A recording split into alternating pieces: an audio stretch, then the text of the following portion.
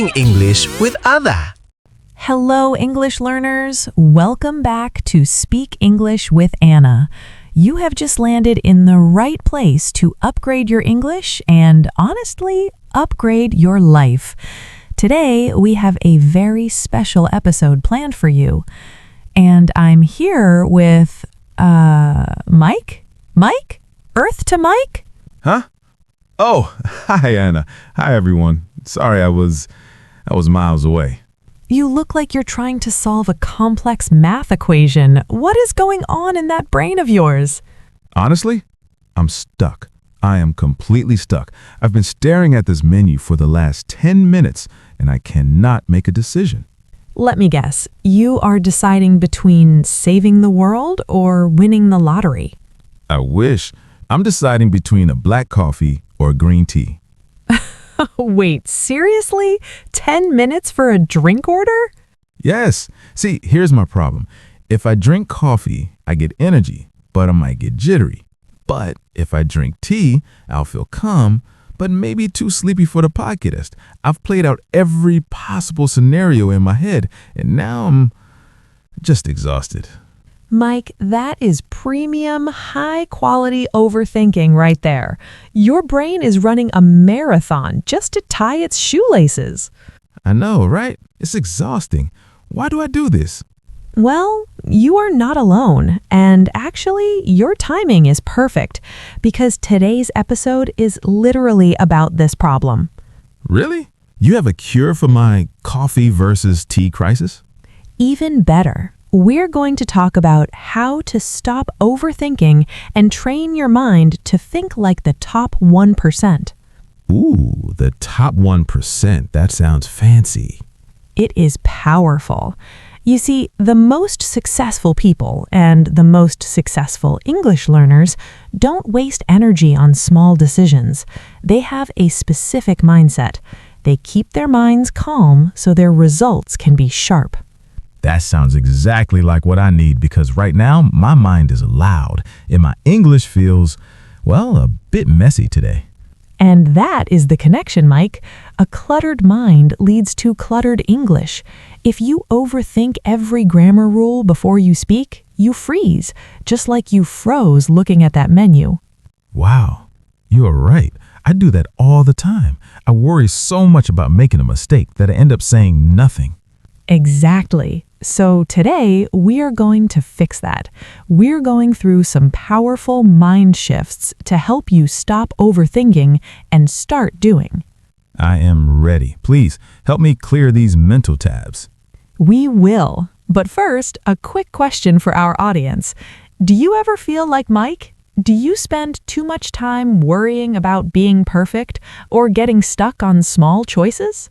If you do, don't worry. You are in the safe zone now. That's right. So before your coffee or tea gets cold, make sure to hit that subscribe button below. Join our community here at Speak English with Anna. And smash that like button if you're ready to stop overthinking and start speaking with confidence.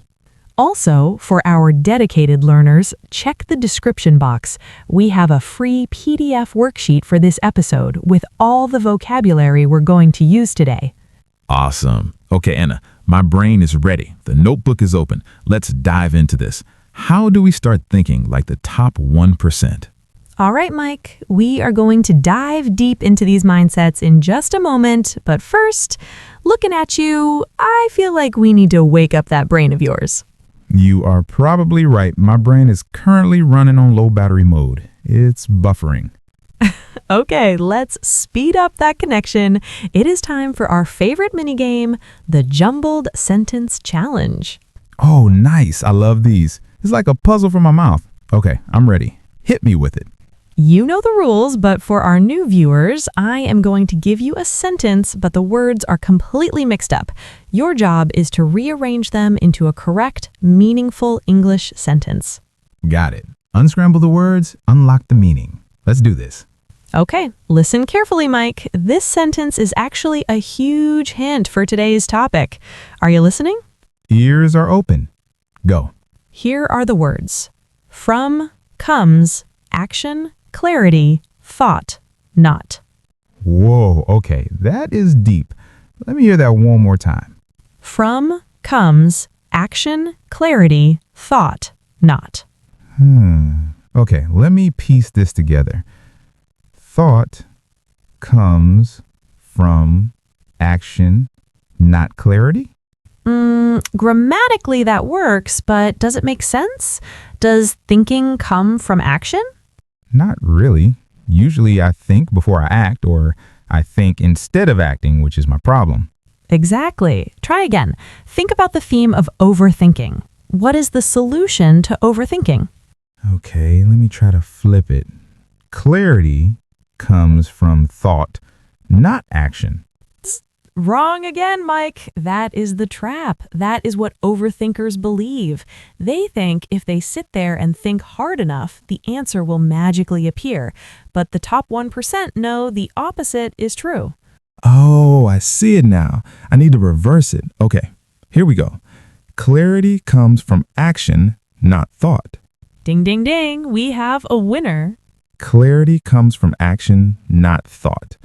Wow, that is actually really powerful. It is, isn't it? It means you cannot think your way out of confusion, Mike. You have to act your way out of it. That is so true. I was sitting here thinking about coffee versus tea for 10 minutes, getting confused. But if I had just ordered one, taken action, I would be happy and drinking it by now. Exactly. You would have clarity. You would know if you liked it or not, but by just thinking, you stayed stuck. I love that quote. I'm actually writing that down in my notebook right now. Good idea. And for everyone watching, I want you to type that sentence in the comments below right now. Clarity comes from action, not thought. Yes, type it out, guys. It helps it stick in your memory.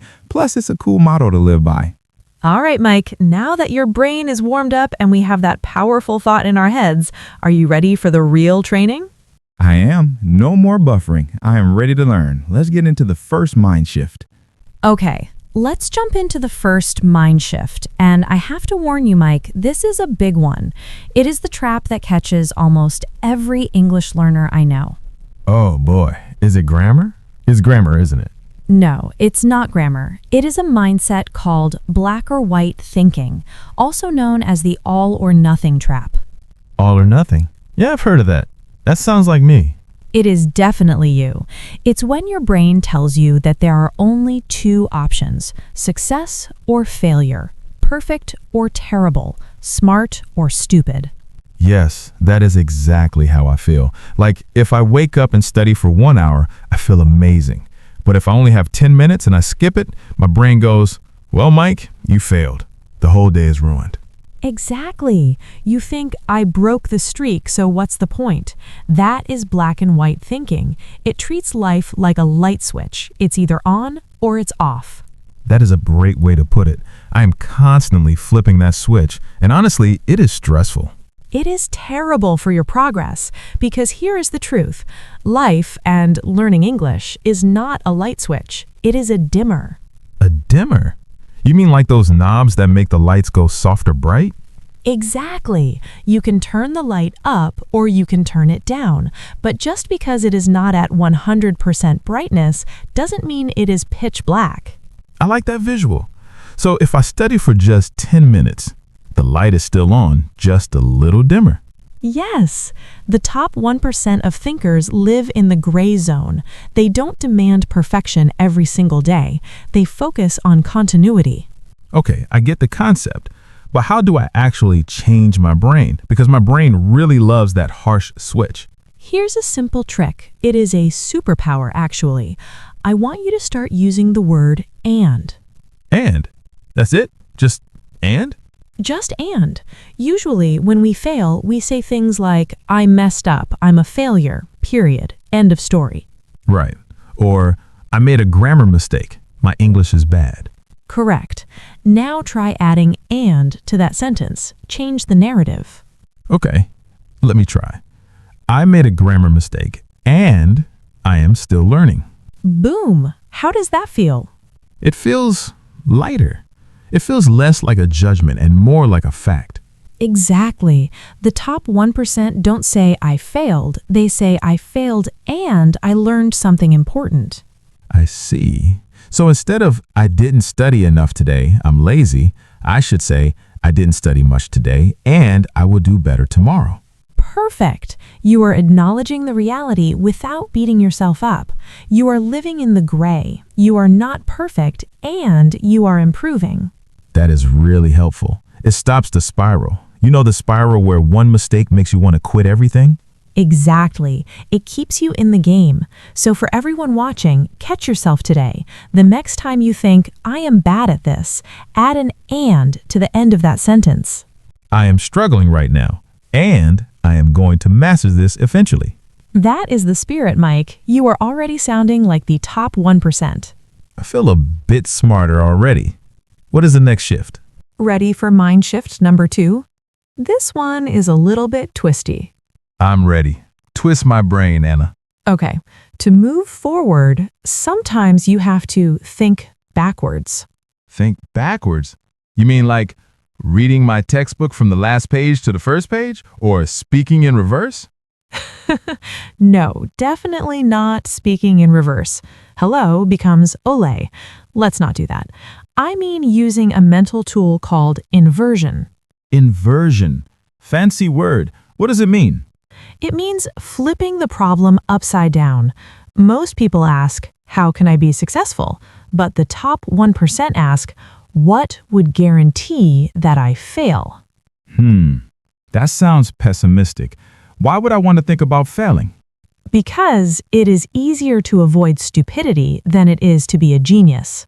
Okay, I like the sound of that. I am very good at avoiding things. Think about it like driving a car.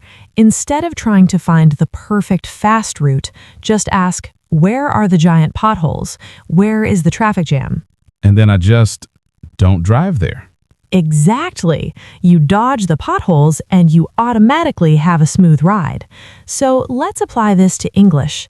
Mike, I want you to tell me, how could you absolutely 100% guarantee that you never become fluent in English? Oh, that's easy. I'm an expert at this. Go on. List them. How do you ruin your English? Okay. Number 1, never open my mouth. Stay completely silent until I am perfect. Great. That is a guaranteed way to fail. What else? Translate every single word from my native language in my head before I speak so I sound like a robot. Perfect. That will definitely kill your fluency. Any others? Oh, here's a big one. Compare myself to native speakers every day and feel bad about it. Brilliant. That will destroy your confidence immediately. Wow. When I say them out loud, they sound really silly. But I do these things. We all do, but this is why thinking backwards is so powerful. You don't need a magic secret to learn English. You just need to look at that list of failures you just made and don't do them. It sounds so simple. So instead of trying to be perfect, I just focus on not being silent. Exactly. If you remove the silence, you are speaking. If you remove the fear of mistakes, you are learning. You aren't chasing a magical solution, you are just removing the barriers. That actually takes a lot of pressure off. I don't have to be brilliant. I just have to stop doing the dumb stuff that blocks me. Spot on. Success is often just the absence of bad habits. Success is the absence of bad habits. I'm writing that one down too. So here's your mission, Mike. Identify the one thing you are doing right now that guarantees failure. For me, it's waiting for the perfect time to study. And that time never comes, does it? Never. So inversion tells you, study at the imperfect time. Study when you are busy. Study for 5 minutes on the bus. Just don't wait. Got it. I'm dodging that pothole starting today. Excellent. Now let's look at another trap that keeps people stuck for years. All right, Mike. This next mind shift might hurt a little bit. It is something I see smart people do all the time. Oh no. Am I going to get called out again? Probably. We are calling this method loyalty versus progress. Method loyalty? You mean like sticking to a routine? Isn't that a good thing? Everyone says consistency is key. Consistency is key, yes, but consistency with a bad method is just a waste of time. Ouch. Okay, explain. Tell me honestly, Mike, do you have a textbook, an app, or a stack of flashcards that you use, but you absolutely hate? Yeah. I have this huge grammar textbook I bought 3 years ago. It's dense, it's boring, and every time I open it, I want to fall asleep. But do you still try to use it? Yeah, because I paid $50 for it, and I've already finished the first 3 chapters. I feel like I have to finish it. It's like I owe it to the book. Mike, listen to me closely. You do not owe that book anything. It is paper and ink. It does not have feelings. I know, but it feels like quitting. And I'm not a quitter, I'm loyal. That is not loyalty, Mike. That is the sunk cost fallacy. You are staying stuck just because of the time or money you already spent. The sunk cost fallacy. Yeah, I've heard of that. Like eating a bad meal just because you paid for it. Exactly. And you end up with a stomachache. It's the same with English. If your method puts you to sleep, you aren't learning. You are just suffering. So what do the top 1% do? Do they just quit whenever it gets hard? No, they don't quit the goal. They quit the method. The top 1% are not married to their flashcards. They are married to their progress. Married to progress, not the method. I like that. If a top learner realizes a book isn't helping them speak better, they throw it away immediately. No guilt. No, but I paid for it. They just pivot to something that works. It sounds so freeing. So I can just stop reading that boring book? You can burn it if you want. Okay, maybe don't burn it. Give it to a library. But yes, stop using it. But how do I know if I should quit a method? Maybe I'm just being lazy. Here is a simple test. Ask yourself this question. If I was starting my English journey today, knowing what I know now, would I buy this book? Oh, that's a good question. Well, would you buy that boring grammar book today? Absolutely not. I would buy a conversation course or something fun. There's your answer. If the answer is no, then ditch it, guilt-free. Wow. I feel like a weight has been lifted off my shoulders. I've been carrying that book around like a heavy brick. Drop the brick, Mike. Pick up something that makes you excited to learn. I'm going to do that. Goodbye, dusty old grammar book. Hello, YouTube videos and podcasts. That is the spirit. Change the method, keep the goal. Now, are you ready to find out what's really slowing you down? I am. What's next? Okay, Mike. We have cleared out the bad methods. Now we need to get surgical. We need to find your bottleneck. My bottleneck? That sounds like something I'd find in a factory or a traffic jam. It is exactly like a traffic jam. Imagine you were driving on a wide highway. You are moving fast, but then suddenly the road narrows down to just one lane. Hate that. Everything stops. Exactly. It doesn't matter how fast your car is. It doesn't matter how much gas you have. If that one lane is blocked, you are stuck. That is a bottleneck. Okay, I get the picture. But how does this apply to my English? Well, most learners try to improve everything at once. Or worse, they improve the parts that are already good because it feels easy. I am guilty of that. I love learning new vocabulary words. I have notebooks full of them. It makes me feel productive. But Mike, be honest. Is a lack of vocabulary the reason you can't speak fluently? Not really. I know a lot of words. I get stuck when I try to say them. My tongue gets tied and I worry about my accent. See? There it is. Vocabulary is the wide highway. You have plenty of space there. But pronunciation and confidence, that is your single lane. That is your bottleneck. Wow. So me studying more vocabulary is like...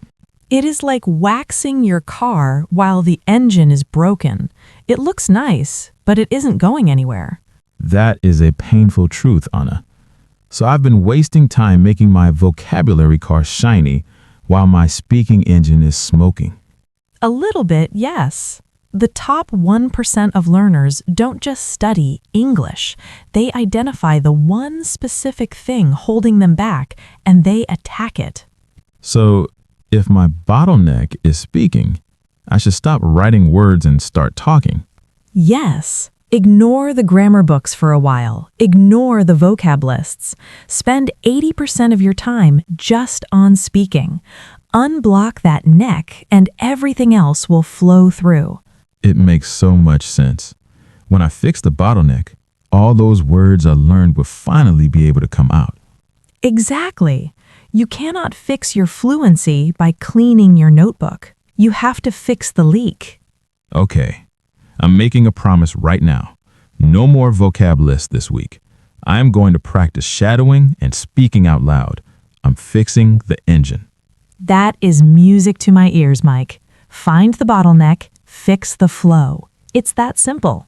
Simple, but scary. But I'm ready. Being brave is part of the process. And speaking of being brave, that leads us perfectly to our next point. It's about how you handle your emotions. We are almost at the finish line, Mike, but these last two mind shifts are the ones that separate the dreamers from the achievers. I want to be an achiever. Lay it on me. Okay, mind shift number 5. Never make a decision when you are emotional. Oh, wow. I feel attacked. Why? Do you have a history of dramatic decisions? Let's just say I once deleted a language app because it told me I was wrong 3 times in a row. I was tired, I was hungry, and I just snapped. Goodbye, Duo. I hate you. And did you regret it the next morning? Immediately, I had to re-download it and start my streak all over again. It was embarrassing. That is exactly what we need to stop. When you are tired, angry, or frustrated, your brain enters drama mode. It wants relief, not logic. It screams, "This is too hard. Quit. Run away." Drama mode. That is the perfect description. It's like a toddler throwing a tantrum inside my head. Exactly. And you wouldn't let a toddler drive a car, right? So don't let your emotions drive your decisions. So, what is the rule here? Just do nothing. Yes, the rule is pause. If you feel like quitting English or changing your method or throwing your book out the window, wait 24 hours. The 24-hour rule. If you still want to quit after you have slept and eaten a good meal, then okay. But 99% of the time, the feeling will pass. Clarity loves calm. I like that. Clarity loves calm. I'm going to tattoo that on my forehead. Maybe just write it in your notebook. But this connects directly to our final and most important mind shift. Number 6, play the long game. The long game. This is about patience, isn't it? It is. Mike, everyone starts with motivation. In January, the gyms are full. By February, they're empty. Why? Because it gets boring. You don't see results immediately, so you stop. Precisely. The top 1% know that boredom is not a signal to stop. It is a signal that you're building mastery. That's a tough one, because when I don't see progress, I feel like I'm wasting my time. Think of it like growing a bamboo tree. You water it for years and you see nothing, just dirt. But under the ground, the roots are spreading. Then suddenly, it shoots up 10 feet in a few weeks. So those boring days when I feel like my English is stuck, that's me watering the dirt? Yes, you are building the roots. Most people quit right before the tree shoots up. They leave right before the breakthrough. I don't want to be the guy who quits 5 minutes before the miracle happens. Then you have to embrace the boredom. The winners aren't just the people who work hard. They're the people who stay consistent when it isn't fun anymore. Consistency over intensity. Exactly. It's better to study for 15 minutes every day for a year than 5 hours a day for 1 week and then quit. Okay, I can do that. I can survive the boredom if I know it's leading somewhere. It is leading to fluency, Mike. Just stay in the game. Don't let your emotions kick you out and keep watering the tree. I feel so much calmer now. It's not a race, it's a marathon. And you are doing great. Now let's wrap this up and see if we can remember some of those fancy words we used today.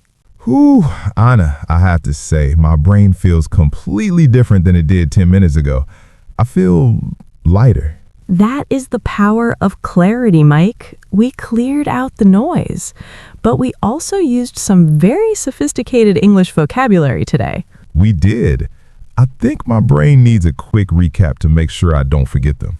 Great idea. Let's do a quick vocabulary breakdown before we go. I'll say the word, and you tell me what it means in Mike's language. Okay, I'm ready. Test me. First word, dimmer. Ooh, I like this one.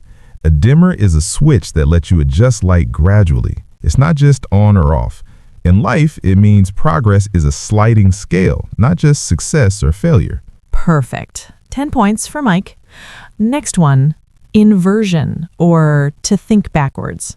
That means flipping the problem. Instead of asking how to win, you ask what causes failure, and then you avoid those things. Exactly. You dodge the mistakes. Speaking of which, that's our next word, dodge. To dodge means to move quickly to avoid something, like dodging a ball, or in our case, dodging bad study habits. You are on fire today. Okay, the big one, bottleneck.